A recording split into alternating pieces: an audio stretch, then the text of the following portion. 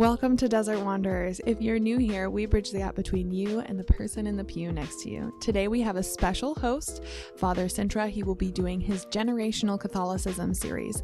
This plays on the third week of every month and will be a new segment for our show on Desert Wanderers. We're so excited to bring this to you. Let's jump right into it.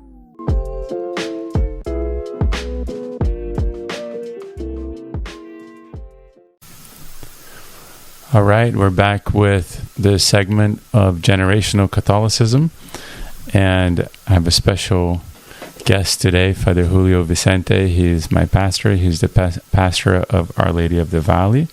He and I just arrived here a couple of weeks ago, 3 weeks ago, Our Lady of the Valley in Caldwell, and he's got a story and a family situation that's very relevant to our project, Generational Catholicism, and so we'll try to unpack that and we'll see how this goes. Father, how are you? I'm doing well, thank you. Thank you for the invitation and the opportunity to share our story in light of God's Word and our faith. Mm-hmm. Before we get into that, how are things going here in Caldwell so far for you? Oh, they are going really, really good, actually. Very well. We had been received with, I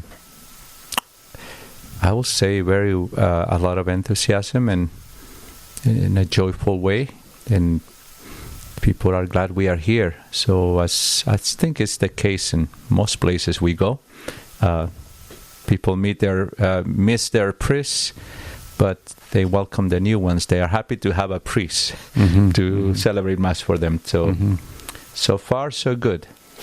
That makes me think a little bit of my experience in Rome with the conclave and being there for the new pope, that the primary excitement was just that there was a pope.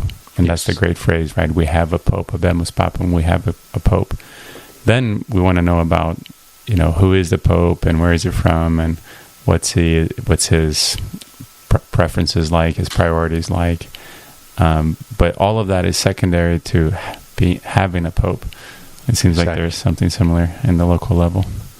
And that's true. A parish with a pastor or a parish priest there feels that they have that presence, a spiritual protection and presence of the priest. It's like the family that has the father at home.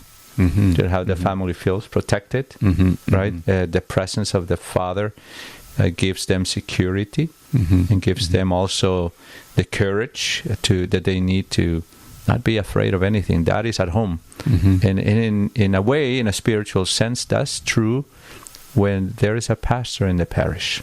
You can have priests visiting every weekend, but you don't have a priest present there. You see, you sense, and you talk to the people there, and they tell you they don't feel like they have a father there. Right? I remember the story, and this is a true one. Father Ben Uhlenkott actually was in Our Lady of Good Counsel in Mountain Home. He came after I spent a year there. He became the pastor. And then after he left, I think Father Victor came. And then there were some things happened, and then the parish was left without a priest. And priests were coming and going on Sundays to do Mass. They will have a different priest every Sunday. And then Father Van Uhlenkott came back, and I think he was the one that shared that, or the people there, and said, Father, we feel now that we have a father. It's good to see you back.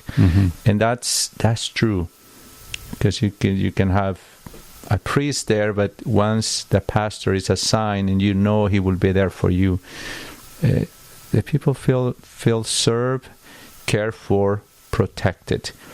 And that's true. I can say that I sense that living Twin and coming here, once our time begins as a priest, at least this time, I actually knew it not only mentally, but also spiritually. I'm now here for these people, for this flock, and you get that relationship immediately of spiritual care for the people here. So that's great.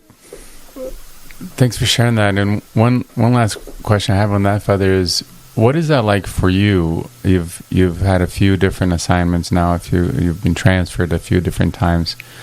Is that difficult? Has that gotten easier? What is it like leaving one parish family and going to another?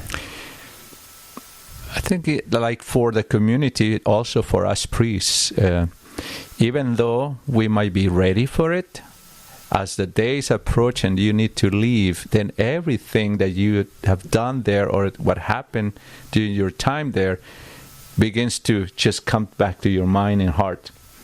And it also becomes difficult for us to leave because we in a way have become attached to that parish and how we have served that community. It affects us too. You have the sense of in a way being sad as well of leaving, remembering all the relationships you built up there, people you have walked with along the way in different situations of life from birth to death, and all that has a bearing on you. So it's hard to leave. You sense that detachment in your own person. And so for me, I think that the first one, I was only there for a year in Mountain Home, I remember. And I kind of experienced that a little bit. And then in Lewiston for 2 years. And just as I was leaving, just the love and the stories and how people begin to tell you how much you impacted their lives. And you realize that what you do, sometimes we don't have a sense of how much God is doing through what we as priests are offering to our people. And it just gives you a greater sense of your ministry. And so that was a little bit harder, I will say. And then I think that the one that was harder was Cintra, the Little Flower in Burley, because that was not a change that I expected that year. So I still had another year. So leaving was harder. And leaving for Twin Falls, which is the bigger parish there, in the first time in my priesthood that I was going to be there in a larger parish than I usually had before. So there's a little bit of fear there, and not knowing if you will be able to run the parish well, to do what you need to do as a priest. So I sense that more than now the change from St. Edward's Twin Falls to Our Lady of the Valley was, I would say, much easier than that, because I was open to it already, and I have learned a lot already in Twin. So I still have some of that, am I going to do well here? But as I have learned, it is God who is in charge. I just need to follow His lead, do what I need to do as a priest, be a priest most and foremost, and do everything I need to do as a priest to serve God's people, and then making sure I keep the parish in good shape as much as I'm able. And there's even a larger parish than Twin Falls. We were just hearing that Our Lady of the Valley is the third largest parish in the diocese as far as Mass attendance goes. So on a given weekend, people coming in through the doors and going to Mass, then number one is the largest parish is Holy Apostles, and then St. Paul's in Nampa, just next door, and then Our Lady of the Valley. So a large parish, a big job, but you're the man for the job. Well, we are. Yes, we are. We are sent here, and then as so far in my 17 years of being a priest, my 5th parish already, I know that even though I may think I don't have the capacity for certain things, if I remain faithful to the call God gave me and my vocation and what the bishop asked me to do here, it will happen. And with the help of our staff and people here in the parish, I know there will be no doubt that things will happen, and God will continue to bless His flock here in Our Lady of the Valley through the ministry we both will do here. Well, good. Well, I invited you to come on and be a guest, and I told you a little bit about it, but not a whole lot. A little bit about this project, but not a whole lot. And so I'll give a little bit of a longer introduction here, and then I'll ask you to just kind of start unpacking your story as far as your upbringing and your discernment of the priesthood, but with this special focus on what we're calling generational Catholicism, and I'll unpack a little bit what that is. And so we all know that most Catholics are leaving the faith. I mean, most Catholics that grow up in a Catholic home, they by the time they become teenagers and young adults, they leave the Catholic Church. And that's true across different demographics, and that's a problem everywhere in the world. Of course, there are some pockets that we hear about that are a little more faithful, or they're able to pass on the faith from one generation to the next a little more frequently. And we hear about Africa and some parts of Mexico, but not in Brazil, where I came from, and maybe you can share about Guatemala, where you came from, but certainly not here in the United States. I actually went to high school and college with lots of children from Catholic families. Most of my peers were actually from Catholic families, but none of us were practicing the faith as we were in high school and college, and that's been the norm, for the last couple of generations. But then I've noticed, as I became a seminarian and then now as a priest, that there are several families who have succeeded in passing on Catholicism to their children to a substantial degree. I mean, 8 out of 8 children, 11 out of 11, 5 out of 5, they've all grown up to choose to be practicing Catholics as adults. And I don't just mean to identify as a Catholic, right? That's what a lot of the polls, how they phrase it, are you a Catholic? Do you consider yourself a Catholic? I mean more in how one lives one life. Primarily, do you go to Mass every Sunday? Do you go to confession on a regular basis? Do you seek to live in the state of grace? Do you confess, serious sins, grave sins, as soon as you can, if you commit them?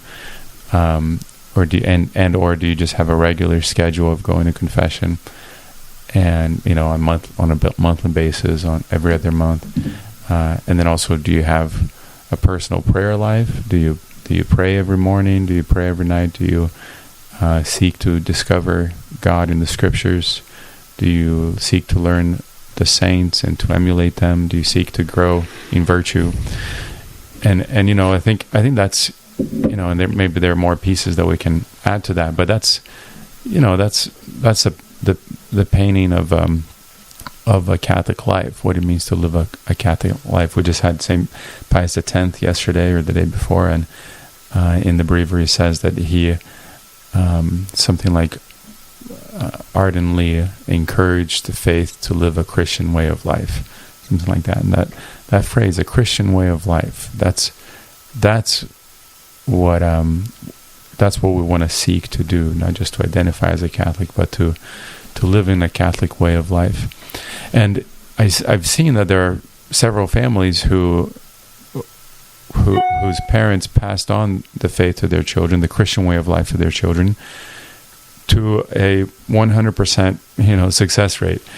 And so that I've wondered that question a lot. Why? What was going on at home, and what were they doing and not doing, and maybe what was their relationships within the family, but then also to things in the world, to television, media, and now cell phones. I think that's a big reason why a lot of the youth are disengaged in the faith, is because they've been given a cell phone when they were 8, 9, 10 years old, and that's really stimulating. So now they go to Mass, and it's not as stimulating. And the next chance they get, they put they get their phones. Even not too long ago, I was at a big Catholic event, and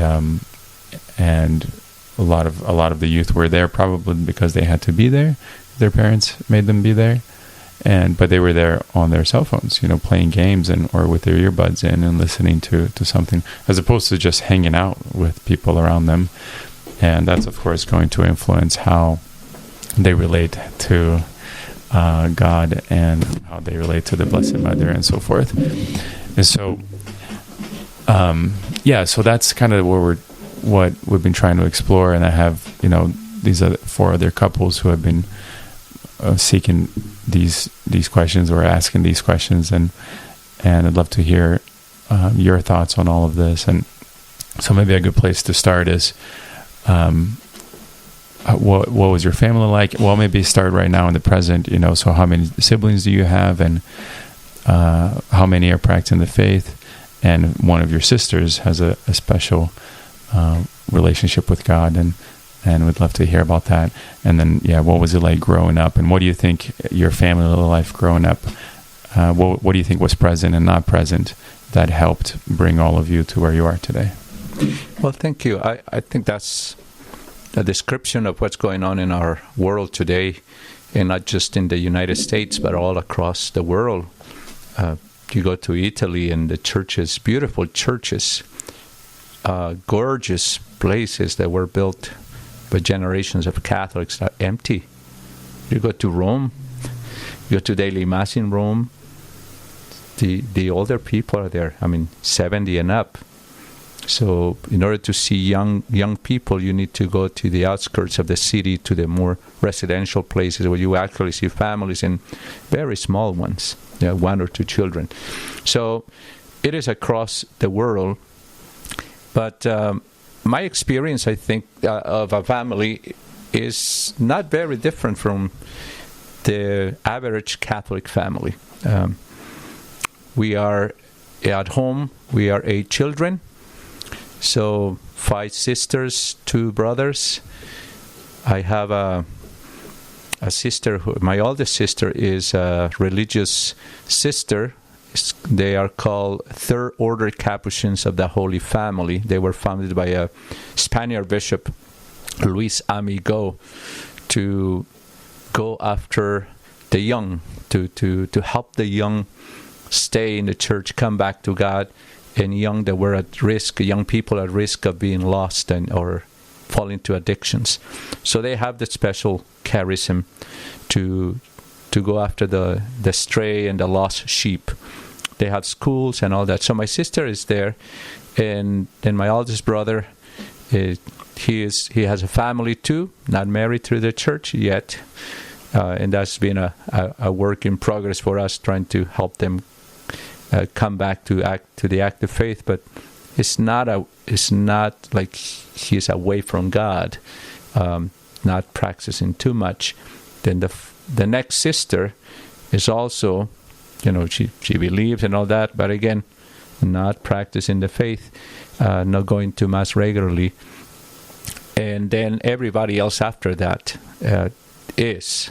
So, my 3 of my sisters, they live in Idaho Falls, and they'll have their families. They all participate at church. They go to Mass, and every Sunday they pray every day with their children. And my brother also lives in Texas. So there are a number of ways in a way I see in my own life and the life of my siblings, that we continue to do what our family, my mom and dad, did with us. And this is what home looked like when I was growing up. I was little. Prayer every day in the evening. All the family would gather together around mom and dad, mostly mom, when dad was away working, trying to win the bread for us. And she will gather us around her. We'll be on our knees for the entire rosary and pray the rosary every day. Pray the Angel of the Lord prayer, the guardian angel. That was one of the first prayers we learned. And we were, certainly at that early age, we knew that God cared for us. God loves us, and He had placed a special angel to care for us. So before we went to bed, when we got up, that was our first prayer, to pray every day. And then give thanks and pray thanksgiving for the meals we had every day. We didn't have Mass because we live in the village, so the priest will not come to our little oratory. We had there a little church except for a few times during the year. So it was not a daily or Sunday Mass opportunities for us. So we didn't have daily or Sunday Masses up to when I was 10. We moved to the city, and that's where we were able to be at Mass every Sunday. So for the first 10 years of my life, I only saw the priest maybe, I don't recall now, I'm not be accurate on that, maybe 3 or 4 times a year for Mass. Wow. So, but we went to church every Sunday. Wow. Because we have the liturgy of the word and the catechist. My mom sang in the choir. My dad was one of the catechists, so he will preach sometimes, but he will play the guitar in the choir. So we were at Mass, at church every Sunday, even though we didn't have Mass.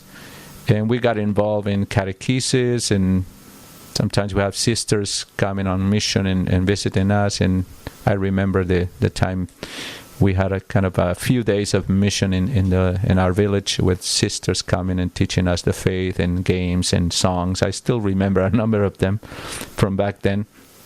But that was the environment of my home. Prayer every day.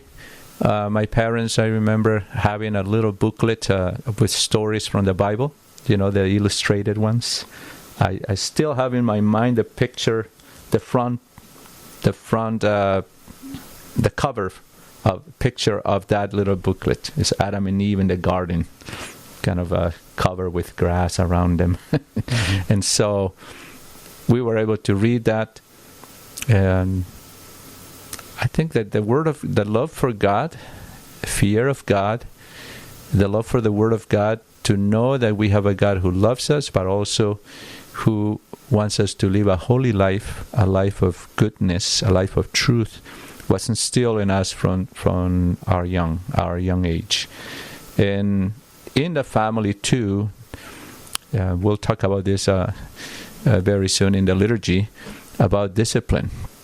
How God disciplines us, but how our parents disciplined us. And that was very important too. Be able to acknowledge that you have made a mistake or offended your brother or sister, and have the humility to go and ask forgiveness and forgive. That was taught by our mom many times, and they have stories, all sorts of stories about that. Some of them today might send my mom to jail, but they were ways of correcting us and teaching us valuable lessons of life that I still practice today as a priest, even. So. Mm-hmm. Wow, so that is I'm hanging on the comment about only seeing the priest 3 or 4 times a year for the first 10 years of your life, and because that's what that makes me think of is actually Saint Alfonso Ligorri. He has this little booklet about uniformity with God's will, and he asks the question about, well, what about when the sacraments aren't available? And he answers that grace is still available. That God is not bound by the sacraments, and one can still grow in virtue and be saved when the sacraments are not available. Of course, when the sacraments are available, we want to go to the sacraments and avail ourselves of the sacraments as much as possible, as much as is reasonable and appropriate. But when it's not, God is still available. And that seems to, the fact that, your family didn't have Mass on a Sunday, on a weekly basis for those 10 years, if not more. But you were all still able to grow in a life of prayer and a life of faith, a life of virtue, a life of relationship with God. Yes. That really shows that, or highlights kind of a premise of this project, which is that what's of primary importance is not what goes on at church, but rather what's going on at home, what's going on a daily basis. Because even in a parish where the priest is available every day of the week, given families are only at church maybe 4 hours a week at most. The rest of the time is spent at home. And so what more were you all doing? Like, I mean, even before getting to religious things, and this is kind of another thing that we've unpacked before, there's religious formation, spiritual formation, but then as we learned a lot and received in seminary, there's the human formation, which serves as the bridge, as the foundation for everything else. So how would you describe your human formation as a family at home? Yes, that's a very important. In the village, you work immediately. As soon as you're able to walk and carry something with you, you are working for the family. You already have a responsibility at home. And as far as I remember, we were always doing and helping out with chores at home, even working in the fields with Dad. We were sent. I think back about this, and I think, how were our parents able to entrust us with so big responsibility, like taking 200, 300 cows to graze and to drink water, an hour, 2 hours away from home. But we were 7 years old, 8 years old, 10 years old. I mean, and they entrusted us with that task. They were not adults with us. We were all children. And we would do that, a group of us, and go alone and take all those cows back then and come back home hours later.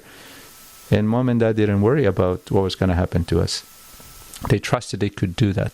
And so in that sense, I think the responsibility for helping and caring for what you have at home, to help around the house, knowing that whatever you were able to do was going to benefit the entire family and not just yourself. And another thing is, we didn't have entertainment, basically. There was no electricity. There was a TV powered by a car battery. A car battery? Wow. That my uncle had. So he will charge us 5 cents to watch the cartoons and the programs we liked, so he could go back home, back into town and recharge it again. It was black and white, of course, and so I'm talking about the 80s, early 80s, when this is happening. And I actually didn't have a cell phone until I was almost ordained a priest. I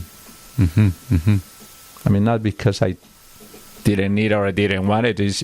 I just say because I didn't want it, I didn't need it. So my first cell phone, I got it until I became a priest. Wow. It's like, I didn't need it before. Yeah.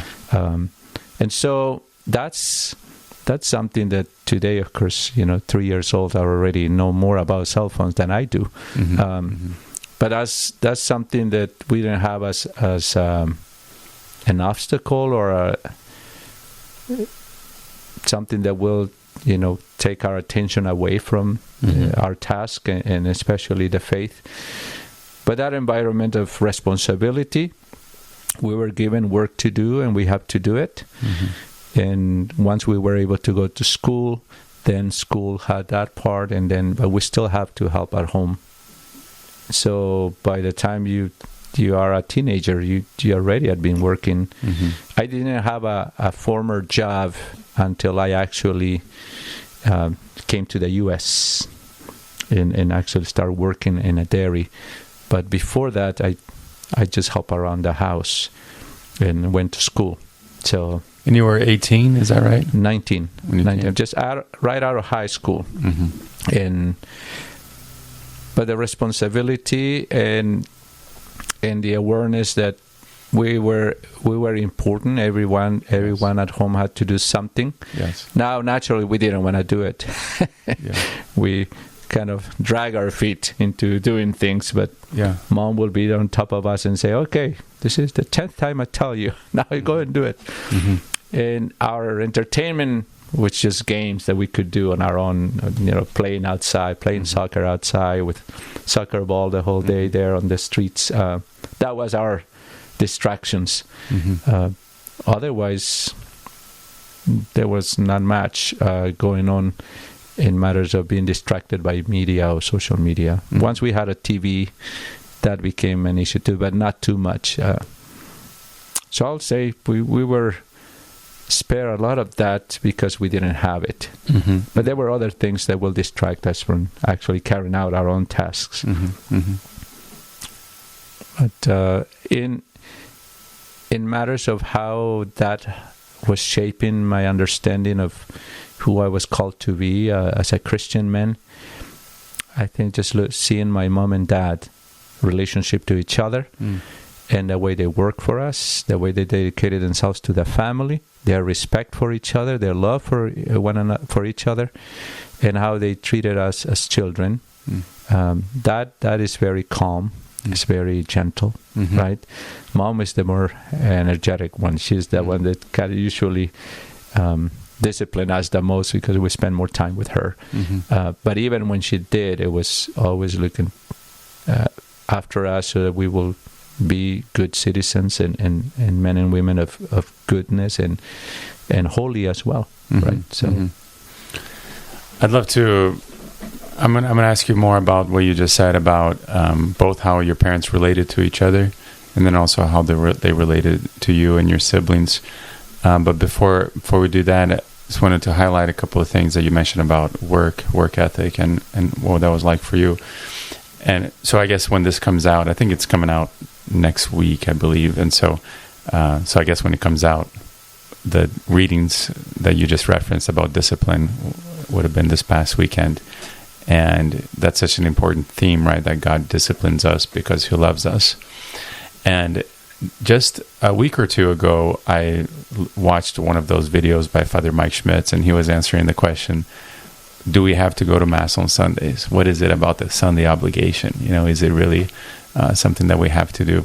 In fact, I bought a few things off of Facebook Marketplace, and one of them was with this fellow, because I sometimes end up engaging these folks in conversation, and there is this gentleman who he says he's Catholic, he's been a Catholic his whole life. And I say, well, where do you go to Mass? And he lives up in Star, and I haven't gone to Mass in a couple of decades. Okay, so we start talking, and I and in his mind, he doesn't think he's doing anything wrong. He doesn't think that there is such a thing as an obligation. Maybe he's heard that word, but it's like a suggestion or something. He thinks he doesn't steal, he doesn't lie, and he doesn't kill, and so he's doing okay. He's living the Catholic faith because he lives this moral life, and that's kind of how basically the formation that he received. And so I talked with him a little bit, and then I went on and kind of dug into that for myself a little bit. And how do other people explain this? And found this great video by Father Mike Schmitz, and he makes two basic points. He says, first is it's a matter of justice. God gave us life, and He has given us everything, and so we owe God our worship. I mean, we owe God everything. We owe everything to God. We owe God our whole lives, but at the very least, we owe Him worship. And so he explains. So Father Mike Schmitz explains this a little bit, what that means and why, and how we go about fulfilling that. And of course, that's our Sunday obligation and holy days obligation. But then he said, but the second reason is because we matter. We're important. Like, if we're not at Mass and we're not offering our prayers and offering our sacrifices and uniting those to the sacrifice of the Mass, the body of Christ is lacking. It's lacking something. It's lacking us. It's lacking me and you. And so it's not so much like, God needs us to work and to produce. And if we don't produce 100 widgets, then the church is going to have 100 less widgets than it would have if we did produce it. No, it's rather because the church, the body of Christ, is going to be missing us. It's going to be missing our heart, ourselves, and that's why. And so by going to Mass, we're learning that we matter. We matter to God and we matter to the church. And those are, incidentally, I mean, we hadn't talked about this before, but those were basically the two things that you said you received from your parents through that work ethic. Mm-hmm. It's like you, as early as you could walk, you start carrying something and contributing to the family. And implicit in that is like, that's a matter of justice. Like, your parents are giving you your livelihood, and so you have to, contribute to that in some way. But then what that ended up communicating to you is that you matter. You're important. You're a member of this family, and the family is going to be a little less if you're not present, if you're not a part of it, if you're not actively participating in it. Yes, right? and I mean, I want to make sure that it's like we were not the kind of children that were ready to do what mom and dad said. We were like any other child, sure. Dragging our feet around our responsibilities. But we knew we had them, and we had to do them, right? So there were consequences if we didn't.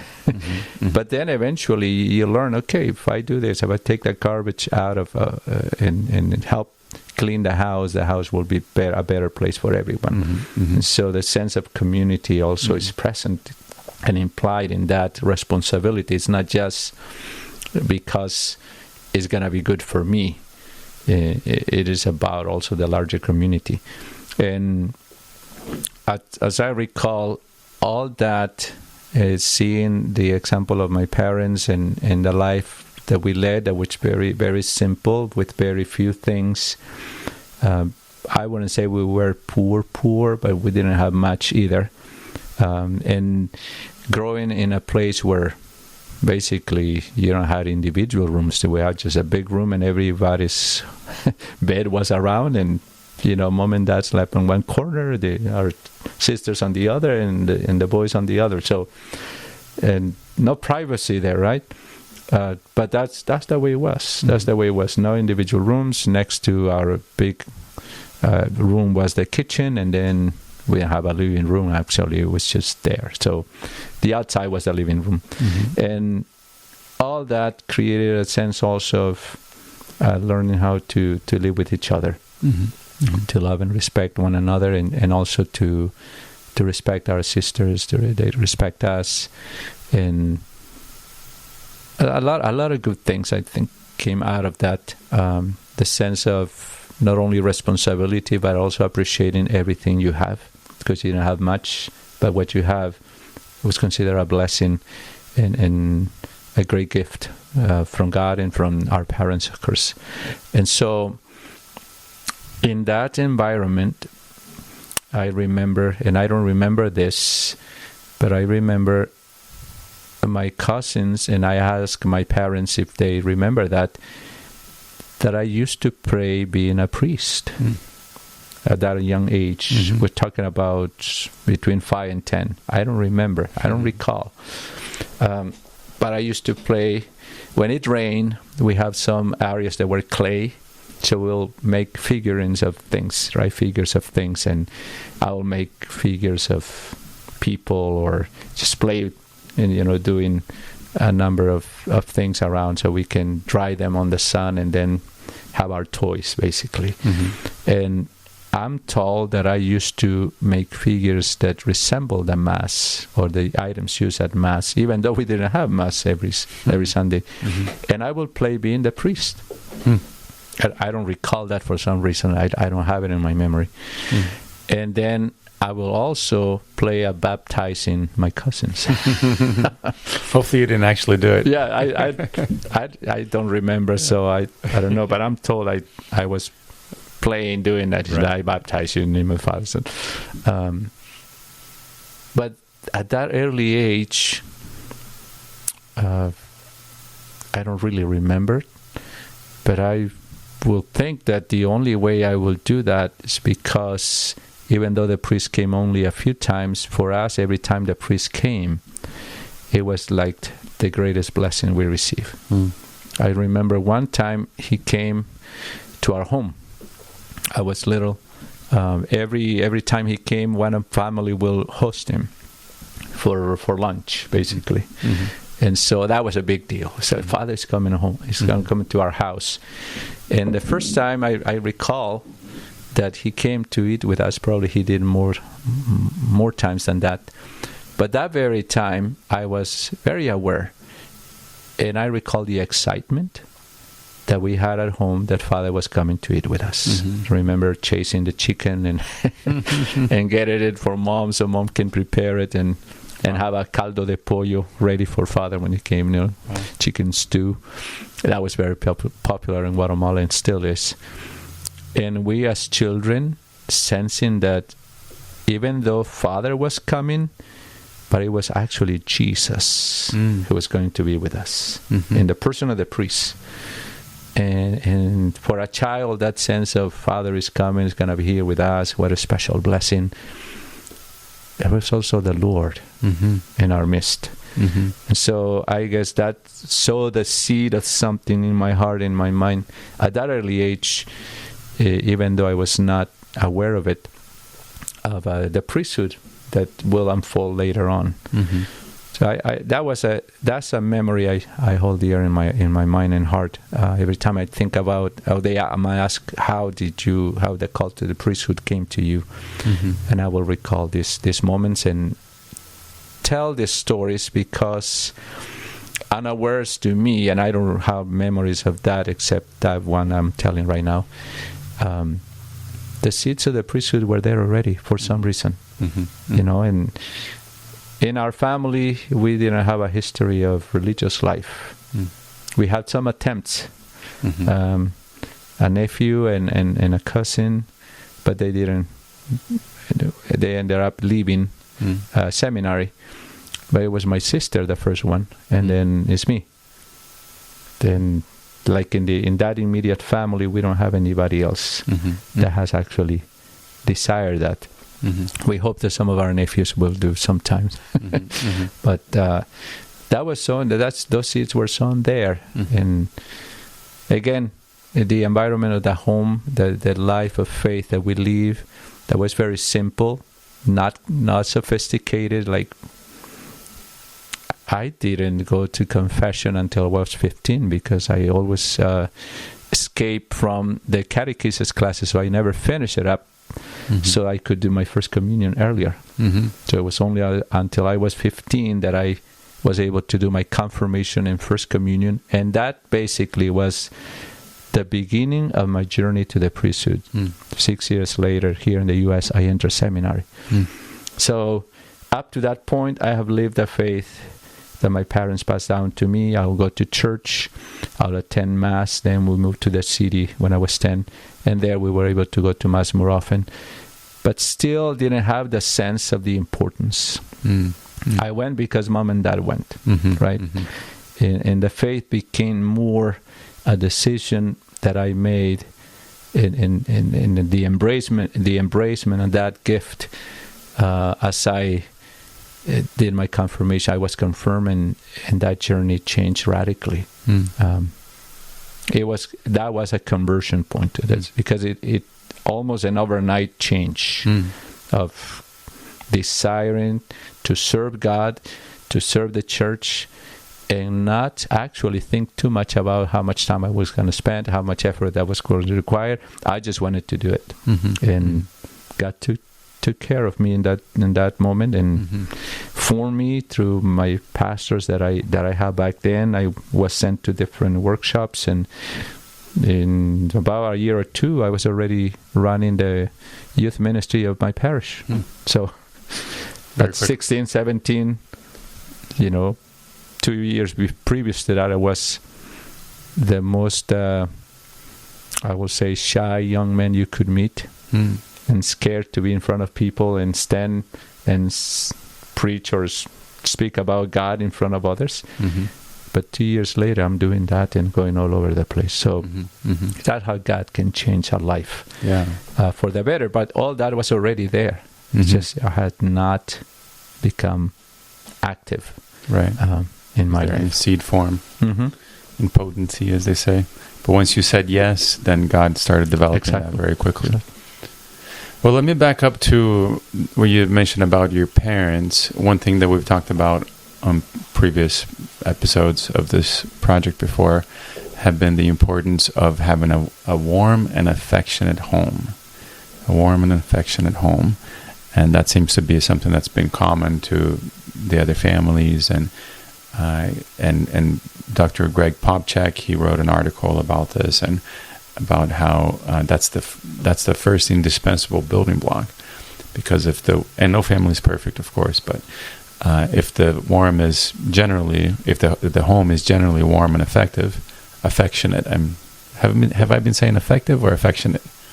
I meant affectionate. Warm and affectionate home. If the home is warm and affectionate, then that provides the soil for then relationships to develop, and then a relationship with God to develop, and so for a religious formation to develop. But if the home is really toxic, and if it's marked predominantly by a lot of strife and division and lack of kindness and so forth, then that makes it difficult for relationships to develop, and therefore for a relationship with God and for religious formation to develop. So what was that like for you? You mentioned seeing how your parents related to each other, and how they related to you and your siblings. What was that like? Well, my parents' relationship up to today, they've been married for 58 years. Wow. And praise God. Yes, they just celebrated their anniversary a little bit less than a month ago. Since July 28th. And as far as I remember, up to today, this is what I see in my mom and dad every time I see them. Is their love and respect for each other, right? And I saw that in my paternal grandparents too, and my maternal grandparents was a little bit different, but that respect and love was still there. That's the first thing. I saw it, and I continue to see it. My mom and dad address each other in the formal way, not in the casual way. It's like in Spanish, there is a difference between words for you. We have two of them, tú and usted. So tú is more a peer address, right? A peer-to-peer address. And usted is more the formal one. So to have a respect, and you acknowledge the other person, like a teacher or a person of authority, a priest, an older person, people older than you, we will address them as usted. And tú will be more for the casual conversation. So mom and dad address each other like that, and I address them as usted, not as tú. Mm-hmm. With that respect too. Mm-hmm. I could never think of addressing mom as tú. Yeah. And my dad as well. Mm-hmm. I used the formal one. Mm-hmm. And so that's very important. I think that kept that respect and the love between them. And also just the way they treat each other, and the joy, especially when my dad will go out for work for months at a time. And when my mom received him back, and the joy of my mother in receiving that, and we could see it, right? We could see it, and they show that as their affection for each other, their care for one another. We saw it, and we kind of were being blessed at the same time by it, because when children see their parents in a relationship that is stable, respectful, and loving, you feel secure yourself. You think, oh, I got mom and dad for a long time. Mm-hmm.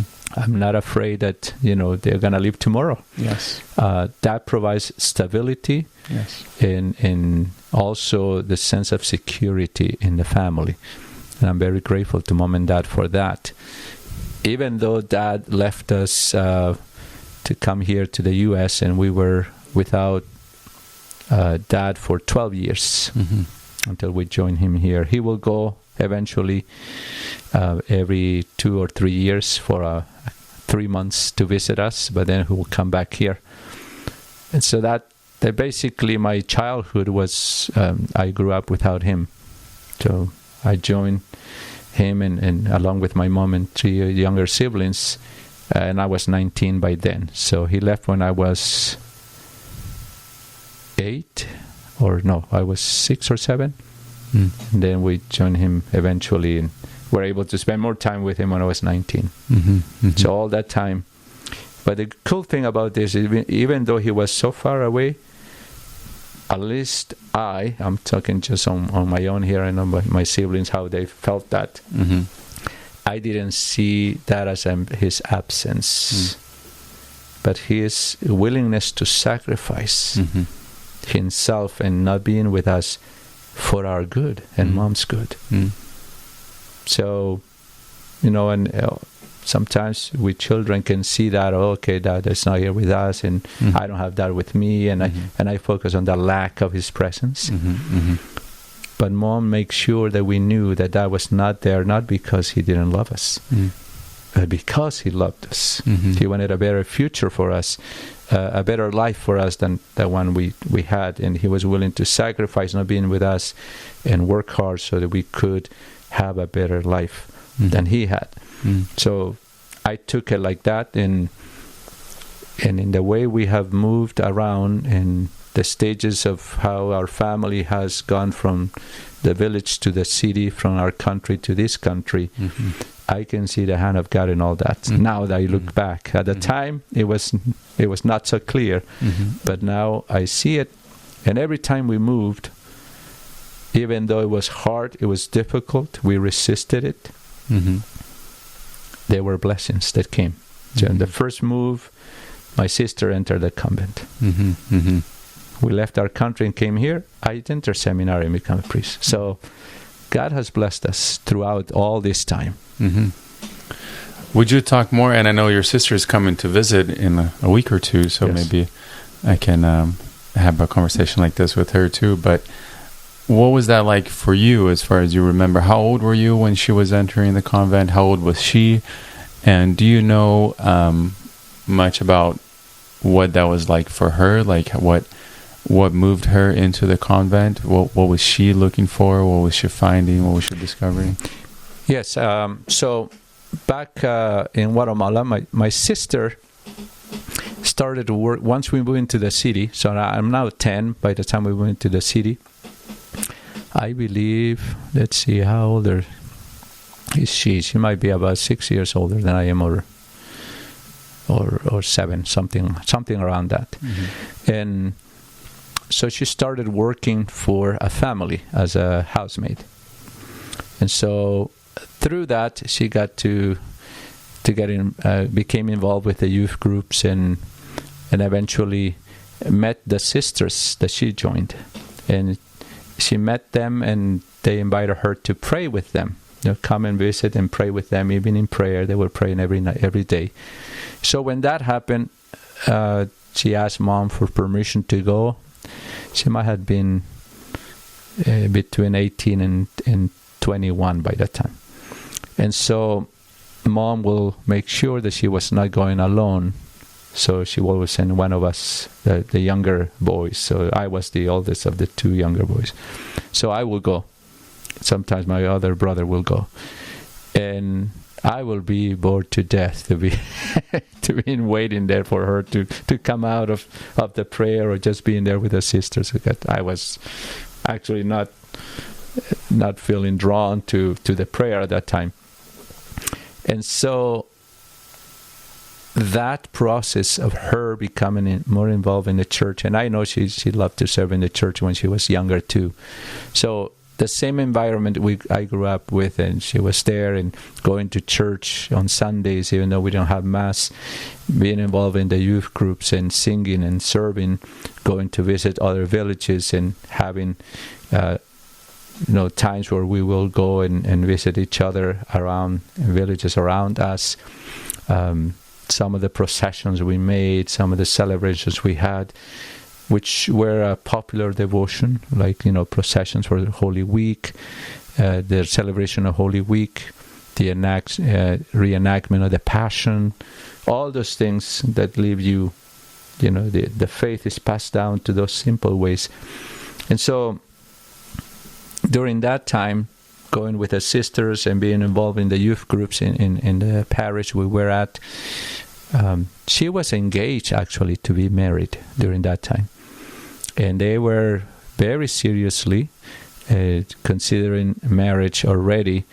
I don't remember she was already planning the wedding or not, but it was getting to that point if it was not in that point. Mm-hmm. But then, after visiting the sisters for a year or two, mm-hmm. she changed her mind. Mm.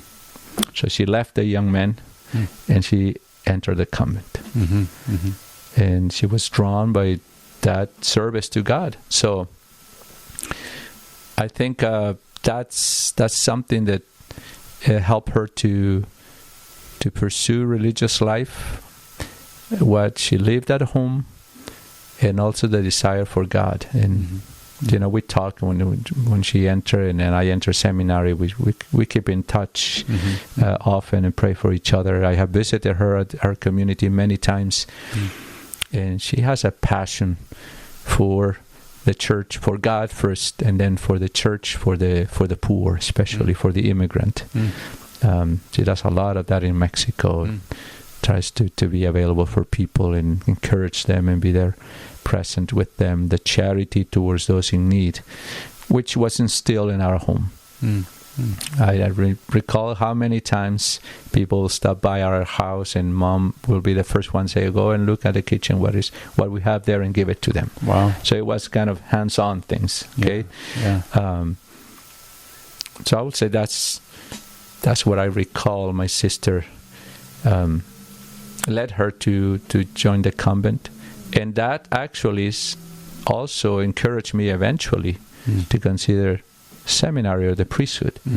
Seeing my sister commit to God, and when she had to make the decision to join the sisters, and Mom and Dad had to take her to the convent, actually my mother was not very happy with that decision, and she chose not to take her, so only my dad did. Wow. My mom was not happy with my sister entering the convent at that moment. Sure. That must be hard for a parent. Oh yes. I mean, we can arrive at the theological conclusion like, hey, it's the right thing for the parents to be open for that for their children, and it is. But at a human level, on a level of attachment, that must be very, very difficult. Exactly. And so she didn't go, and my dad took her to the house, religious house. And then years later, after my mom had saw what happened, and my sister, me being very close to them, she will tell my other sisters, who else wants to go? I'll gladly take you to the convent. Nobody else did, at least all my sisters. But yeah. I think all that, the closeness with the church and the life in the city actually woke us to the commitment to God in the church. We were going to church when we were in the village.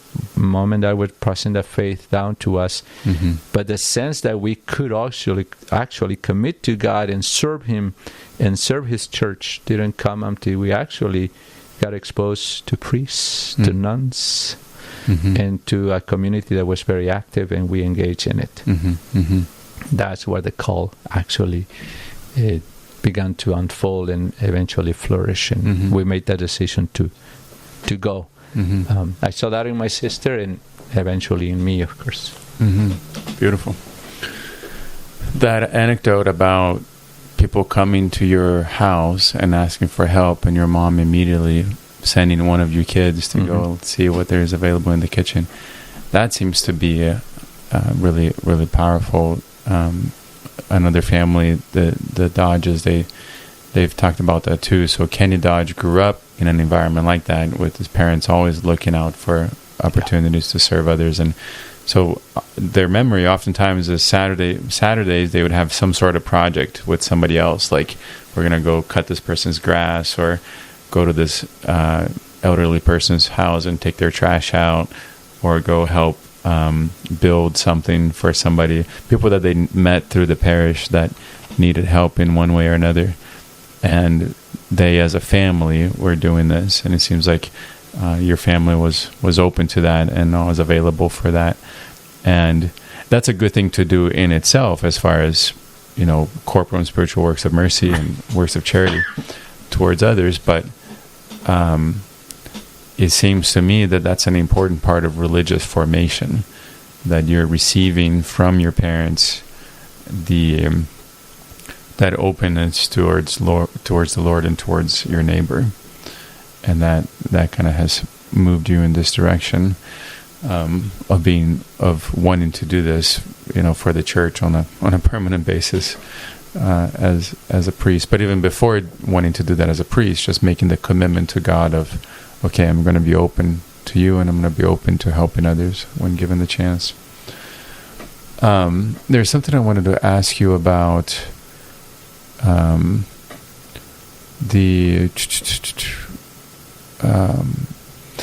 about your parents and their prayer life. Did you ever see them praying, just they themselves? Like, did you ever see them exercising a personal prayer life? Well, since I say we were in the same room, sleeping in the same room, so the life of the countryside life is very active. It's a farm life, basically. You are up early in the morning. There's no way you can sleep over after 5 a.m. in the morning. It's so much noise around you that it's impossible. So you got to get up. So I knew as my mom was getting ready to cook the meal, the breakfast, and get ready to feed that and whoever was helping that day in the fields. That was the first thing we saw. I don't know if probably they pray when they got up, but I didn't see that. And then the only time of prayer I recall, especially in the village and also in the city, was where all of us were at home, and that was at night usually. And when my dad was there, both of them will be on their knees and praying for us as well. Usually my mom will be the one that led the prayer most of the time, but my dad will begin and lead us into it.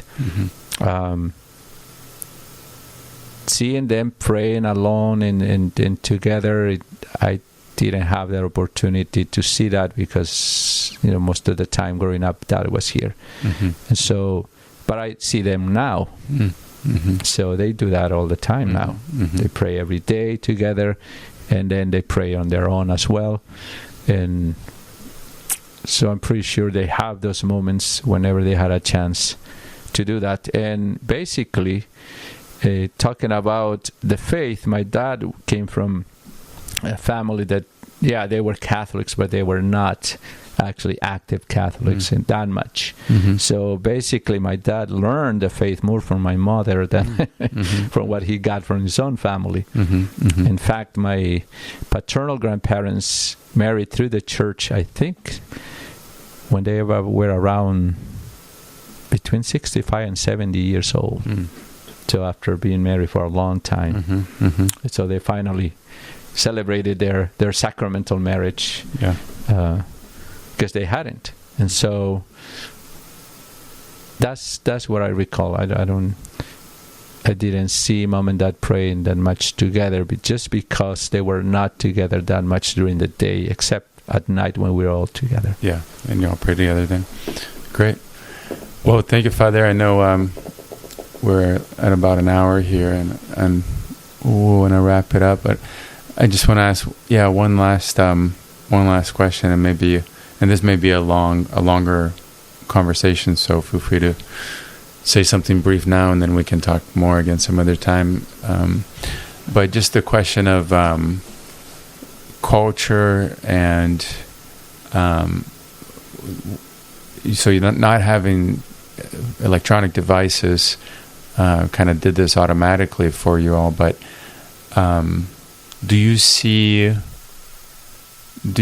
ways in which the ways in which secular culture influences families in a negative way that was not present for you and your family when you were growing up?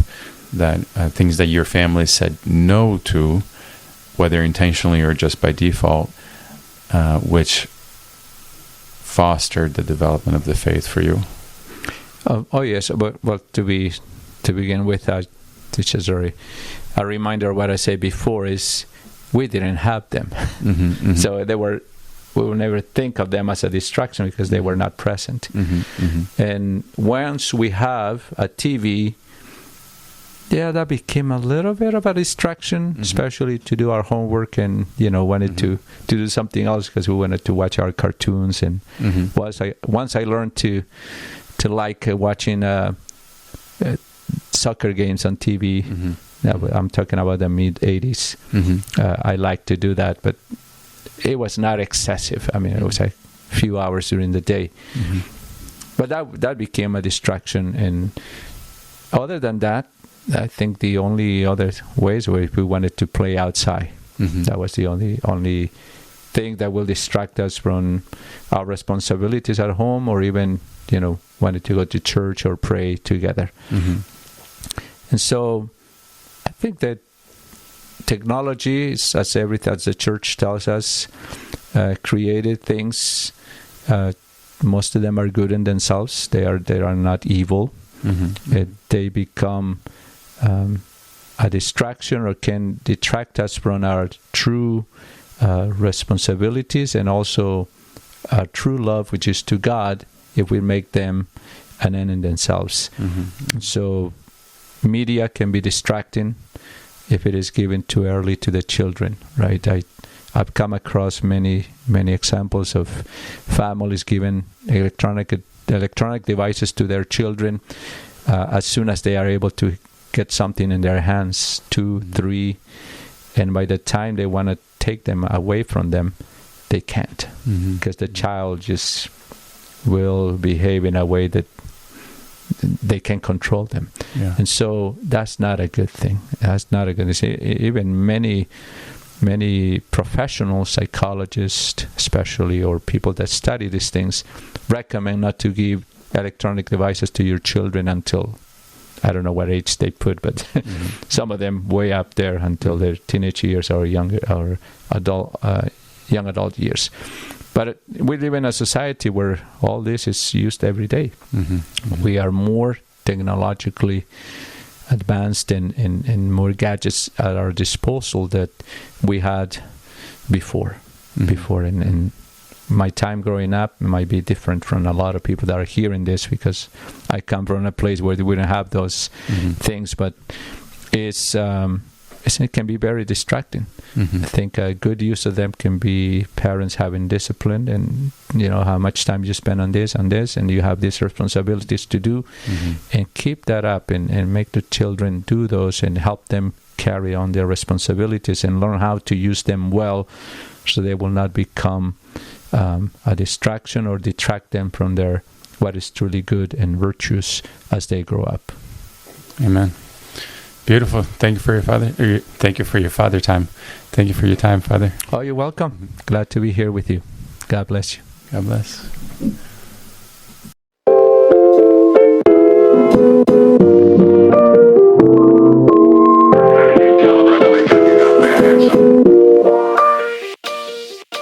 Thank you for tuning in to this episode of Desert Wanderers. If you liked it, give us a thumbs up, as well as subscribe down below. We're produced by Salt and Light Radio, so you can find us on social platforms at Salt and Light Radio or Desert Wanderers Podcast. We produce episodes every week, and we launch them for you on Wednesdays. So make sure to tune in for next week's episode, and we'll see you then.